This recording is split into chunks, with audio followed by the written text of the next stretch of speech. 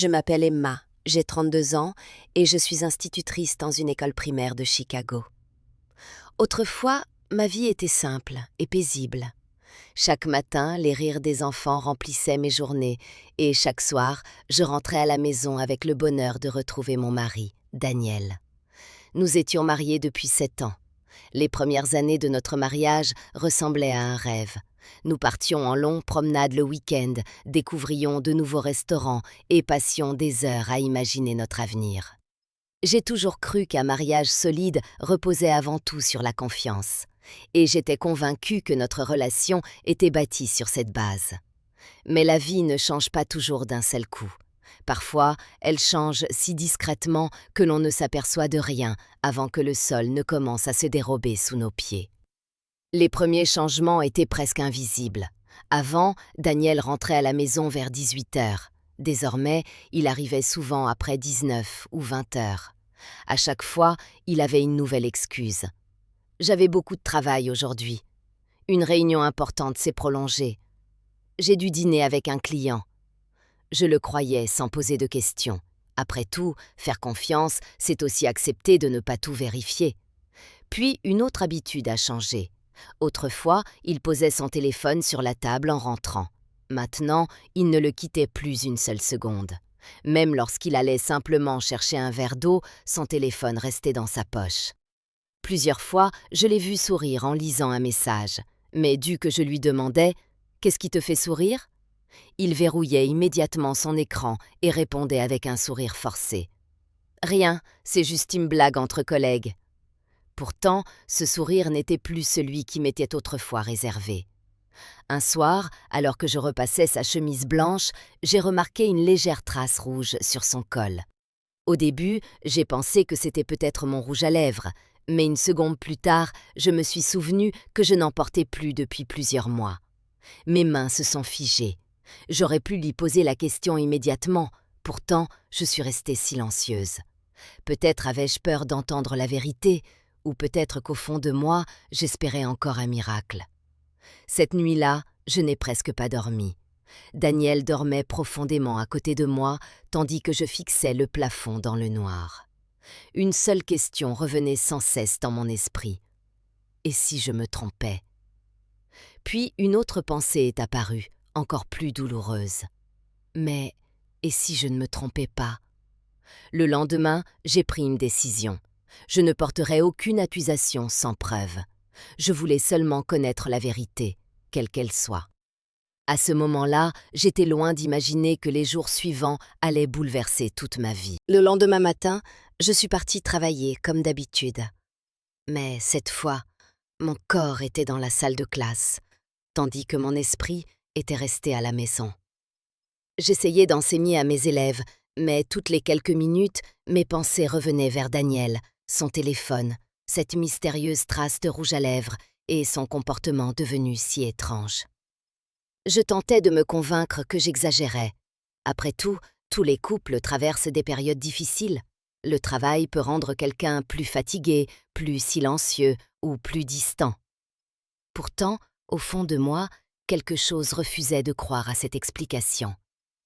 L'après-midi, les enfants participaient au cours d'art plastique. Ils peignaient avec enthousiasme pendant que je passais d'une table à l'autre pour les aider. Soudain, Sophie, une petite fille de 8 ans, attrapa doucement ma main. « Madame Emma, vous allez bien ?» Je lui souris avec surprise. « Pourquoi tu me demandes ça ?»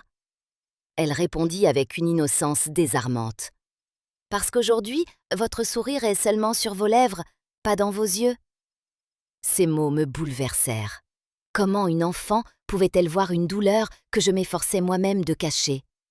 Je lui caressais les cheveux avec tendresse. Tu sais, les adultes sont parfois un peu tristes eux aussi. Elle retourna tranquillement à son dessin, mais sa phrase resta gravée dans mon cœur. En rentrant chez moi ce soir-là, je pris une décision.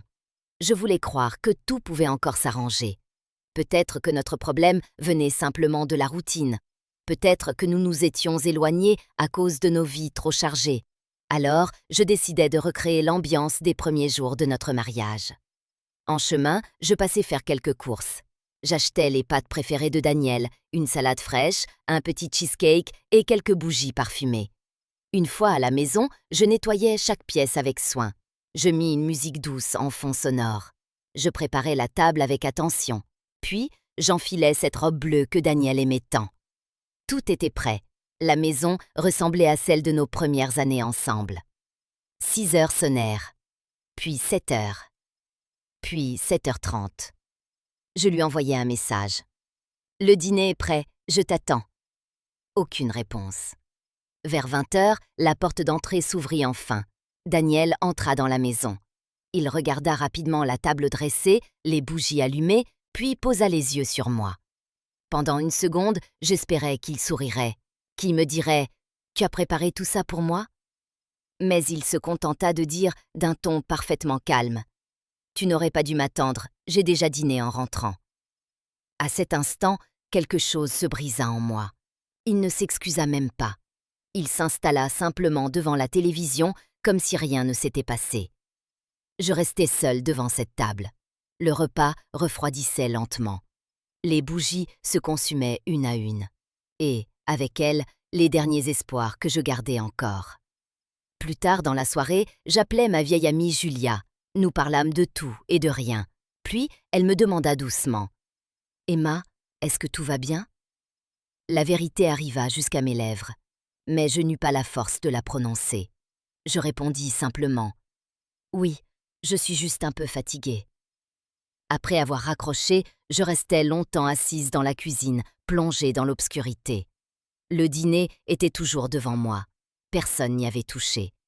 C'est à cet instant qu'une idée traversa mon esprit. Si tous mes soupçons étaient faux, alors connaître la vérité me rendrait enfin la paix. Mais s'ils étaient vrais, je ne pouvais plus continuer à vivre dans le doute. Cette nuit-là, je pris un petit carnet. Sur la première page, j'écrivis une seule phrase. À partir d'aujourd'hui, je noterai tout ce qui me paraît étrange.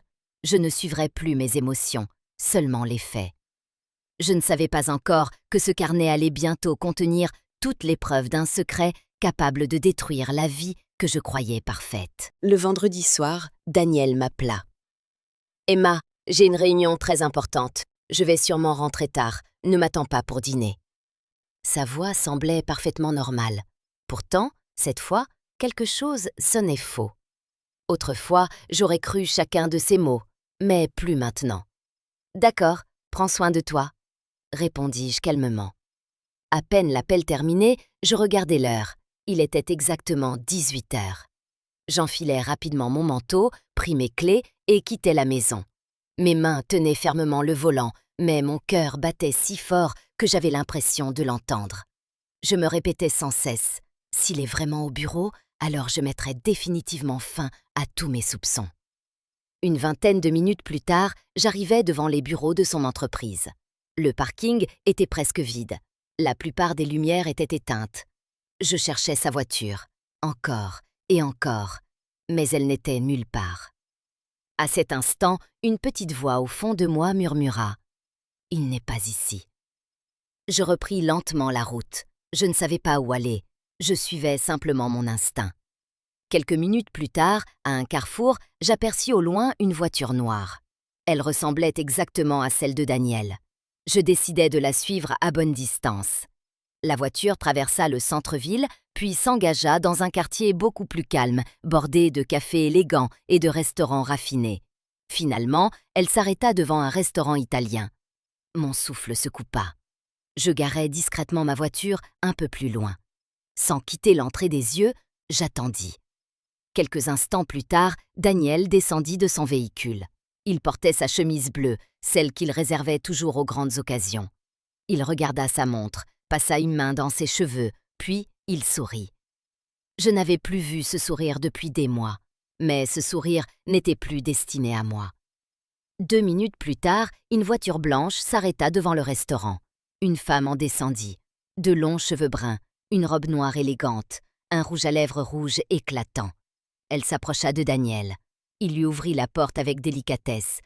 Puis, ils entrèrent ensemble dans le restaurant, en riant. Je restais immobile derrière mon volant. Le monde autour de moi semblait avoir disparu. Je n'entendais plus rien. à part les battements de mon cœur. Puis, mon regard s'arrêta sur ses lèvres, ce rouge intense, exactement la même couleur que la trace retrouvée sur le col de la chemise de Daniel. Tout s'assembla d'un seul coup.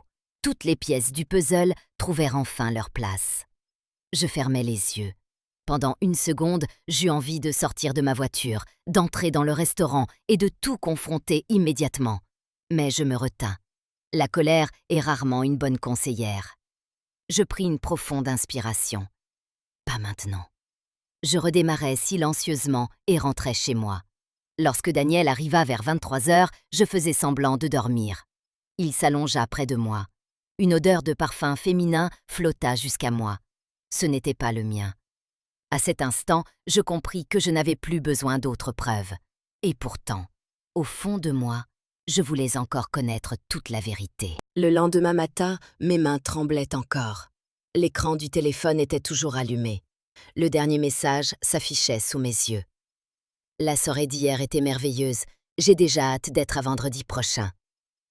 Pendant un instant, j'eus envie de reposer le téléphone exactement à sa place, de faire comme si je n'avais rien vu, comme si tout cela n'avait jamais existé.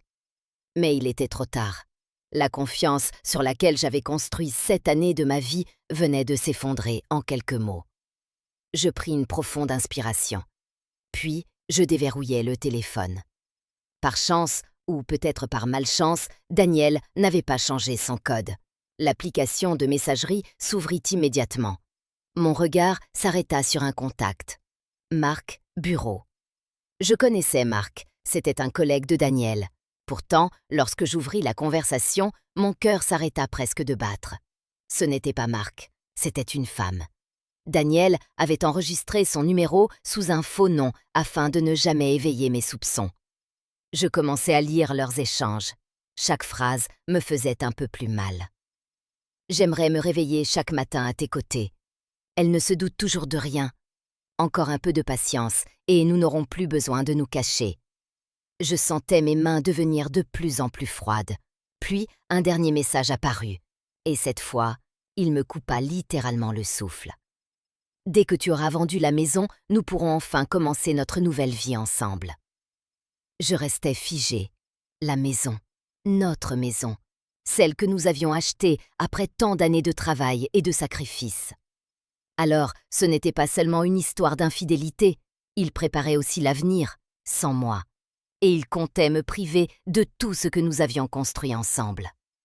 À cet instant précis, la porte de la salle de bain s'ouvrit. Je sursautai.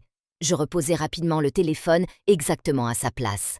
Quelques secondes plus tard, Daniel sortit en se séchant les cheveux avec une serviette. Il me regarda en souriant, comme si rien n'avait changé, comme si rien ne s'était passé. « Je rentrerai sûrement tard ce soir. » Je le regardais attentivement. Je me demandais comment il pouvait mentir avec une telle facilité, et surtout, comment il pouvait être persuadé que je ne découvrirais jamais la vérité. Je répondis simplement « D'accord ». Un seul mot, rien de plus. À partir de ce jour-là, quelque chose changea définitivement en moi. Je cessai de pleurer, je cessai de poser des questions, et surtout, je cessai de lui faire confiance. À présent, je ne cherchais plus des explications, je cherchais des preuves. Pendant plusieurs jours, je notais tout dans mon carnet. L'heure à laquelle il quittait la maison, l'heure de son retour, les jours où il portait ses plus beaux vêtements, le parfum qu'il utilisait, les appels mystérieux, les messages qu'il recevait. Plus rien ne m'échappait. Quelques jours plus tard, je pris discrètement rendez-vous avec un avocat. Je ne lui racontais pas toute mon histoire, je lui posais seulement une question. Que prévoit la loi si un époux tente de vendre un bien commun sans le consentement de son conjoint? L'avocat m'expliqua mes droits en détail. Pour la première fois depuis longtemps, je ressentis un léger soulagement. Je n'étais pas sans défense. Le soir même, en rentrant à la maison, Daniel semblait parfaitement détendu, comme si notre mariage allait à merveille. Soudain, il me dit « Vendredi soir, tu devrais aller passer la soirée chez ta mère. Je vais sûrement rentrer très tard et tu risques de t'ennuyer toute seule. » Je baissai les yeux pour cacher mon sourire amer. Cette fois, j'étais certaine qu'il avait déjà prévu de retrouver cette femme. Je répondis calmement Oui, c'est sans doute une bonne idée. Un bref sourire de satisfaction traversa son visage. Il croyait que son plan fonctionnait parfaitement. Ce qu'il ignorait, c'est que moi aussi, j'avais déjà commencé à préparer le mien. Le vendredi soir arriva enfin. Je préparais volontairement un petit sac afin que Daniel soit persuadé que je partais réellement passer la soirée chez ma mère. À 18 heures précises, je quittais la maison. Mais au lieu de prendre la route vers chez elle, je garais ma voiture quelques rues plus loin. Je regardais l'heure, 18h55. Mon cœur battait si fort que j'avais l'impression qu'il allait sortir de ma poitrine. Plus que 5 minutes. 5 minutes avant que toute ma vie ne bascule. À 19h exactement, une voiture noire s'arrêta devant le restaurant. Je la reconnus immédiatement. Daniel descendit avec son assurance habituelle. Il ajusta son manteau, regarda sa montre, puis se dirigea vers l'entrée. Quelques instants plus tard, une voiture blanche arriva. La même femme en descendit. Elle affichait un sourire plein de confiance, comme si rien ni personne ne pouvait empêcher leur histoire. En apercevant Daniel, son visage s'illumina. Il s'approcha d'elle, prit délicatement son sac à main et lui ouvrit la porte du restaurant. Ce geste, cette attention, c'était autrefois moi qui en étais la destinataire. Une douleur traversa mon cœur. Mais cette fois, je refusais de laisser mes larmes prendre le dessus. Je pris une profonde inspiration. Je me regardais une dernière fois dans le rétroviseur. Puis, je murmurai « Aujourd'hui, je ne fuirai plus ». Je sortis de la voiture. Chaque pas me rendait plus forte. Lorsque j'entrais dans le restaurant, une musique douce remplissait la salle. Les clients riaient, discutaient et savouraient leur dîner. Personne ne se doutait que, dans quelques secondes, tout allait changer. Je parcourus lentement la salle du regard. Puis, je les vis. Ils étaient installés près de la fenêtre. Leurs mains étaient entrelacées. Daniel riait, exactement comme il riait autrefois avec moi. Je m'avançai calmement jusqu'à leur table. Chaque pas faisait disparaître un peu plus ma peur. Finalement, je m'arrêtai devant eux. « Bonsoir, Daniel. » En entendant ma voix, il sursauta si violemment que son verre faillit tomber. Son visage devint livide. « Emma ?» Il se leva brusquement. « Qu'est-ce que tu fais ici ?» Je le regardai droit dans les yeux. « C'est plutôt à moi de te poser cette question. » La femme m'observa de la tête aux pieds. Puis, elle demanda d'un ton froid. « Alors, c'est toi, Emma ?» Je soutins son regard. « Oui, la femme à qui il a promis, il y a 7 ans, de rester fidèle toute sa vie. » Elle esquissa un léger sourire. « S'il était réellement heureux avec toi, il ne serait pas ici avec moi. » Ces paroles furent douloureuses, mais elles ne m'atteignaient plus. Daniel répétait sans cesse. « Emma, s'il te plaît, pas ici, on en parlera à la maison. » Je relevai légèrement la voix. « À la maison ? Tu parles de cette maison que vous avez déjà prévu de vendre tous les deux ?» Son visage se décomposa. « Comment tu sais ça ?» Sans répondre, je sortis mon téléphone. J'ouvris les captures d'écran de leur conversation. Puis, je les posai devant lui. « Après avoir lu tout ça, as-tu encore le courage de dire que je me trompe ?» Daniel resta silencieux. Il baissa les yeux. Pour la première fois, la femme perdit elle aussi son assurance. Je la vis comprendre que leur secret venait d'être dévoilé. Je repris calmement. « Pendant 7 ans, je t'ai fait confiance. J'ai partagé chacun de tes rêves. Je suis restée à tes côtés dans les moments les plus difficiles. Et toi, qu'est-ce que tu m'as offert en retour ? Des mensonges, des trahisons, et une vie dans laquelle je n'avais déjà plus aucune place. » Le restaurant entier était plongé dans le silence. Tous les regards étaient tournés vers nous. Mais cela n'avait plus aucune importance. La vérité était enfin révélée. Et, pour la première fois depuis des mois, je n'avais plus peur. Le restaurant était plongé dans un silence absolu. Daniel avait les larmes aux yeux. Sa voix tremblait lorsqu'il me dit « Emma, je t'en supplie, j'ai fait une terrible erreur. Donne-moi une dernière chance. » Je le regardai quelques instants sans dire un mot, puis je répondis calmement. « Une erreur, c'est quelque chose qui arrive une seule fois. Mais ce que tu as fait n'était pas une erreur, c'était un choix que tu as fait encore et encore, chaque jour. » Daniel baissa la tête, il n'avait plus rien à dire. Je pris mon sac, j'en sortis une enveloppe que je déposai doucement devant lui. Il l'ouvrit d'une main tremblante. Quelques secondes plus tard, son visage pâlit. À l'intérieur se trouvaient les papiers du divorce. Il les fixa longuement avant de relever les yeux vers moi. « Est-ce que tout est vraiment terminé ?» Je pris une profonde inspiration. Non, tout n'est pas terminé. Seule l'illusion dans laquelle je vivais est terminée. L'illusion de croire que tu étais encore l'homme que j'avais épousé. Je regardais une dernière fois Daniel, puis cette femme. Je ne ressentais plus ni haine, ni colère, seulement une immense paix intérieure. Je tournais les talons et je quittais le restaurant sans me retourner. En sortant, l'air frais de la nuit caressa mon visage. Je respirais profondément. Pour la première fois depuis des mois, je me sentais libre.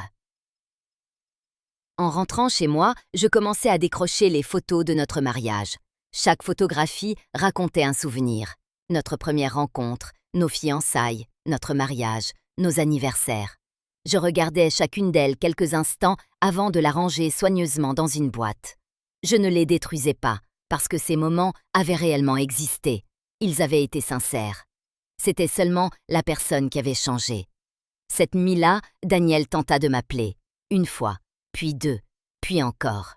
Ensuite vinrent les messages. « S'il te plaît, écoute-moi une dernière fois. Je peux encore tout réparer.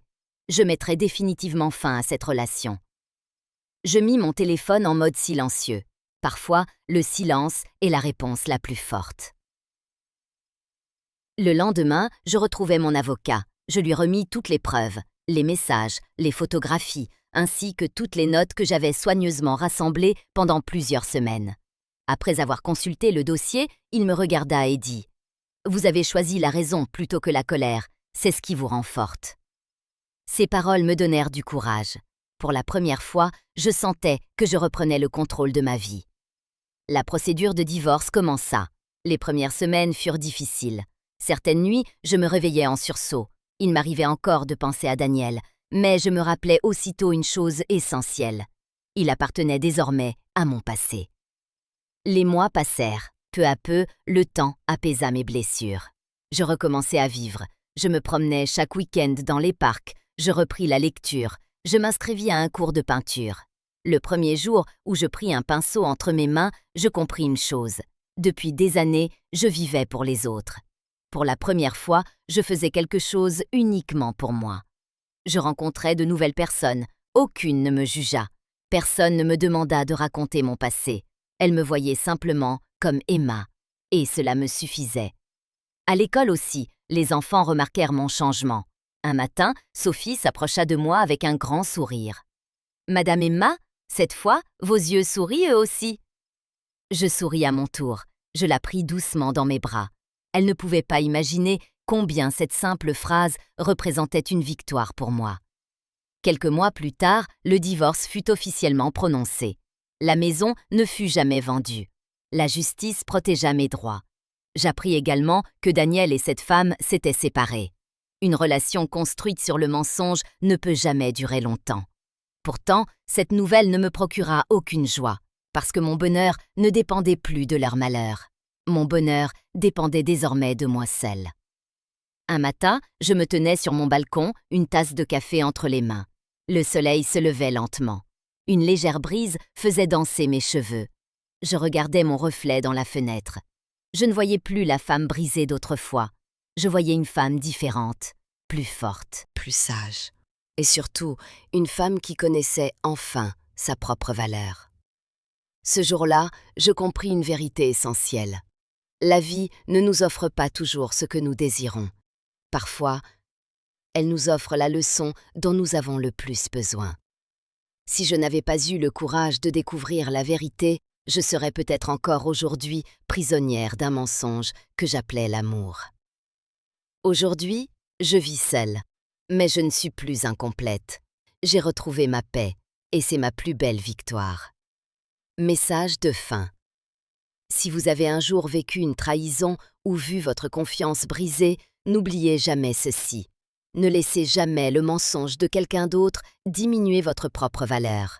Les personnes sincères finissent toujours par retrouver la paix. Et ceux qui bâtissent leur vie sur le mensonge finissent, tôt ou tard, par en payer le prix. Merci d'avoir écouté cette histoire. Si elle vous a touché, n'hésitez pas à laisser un commentaire, à partager votre avis et à vous abonner pour découvrir d'autres histoires émouvantes.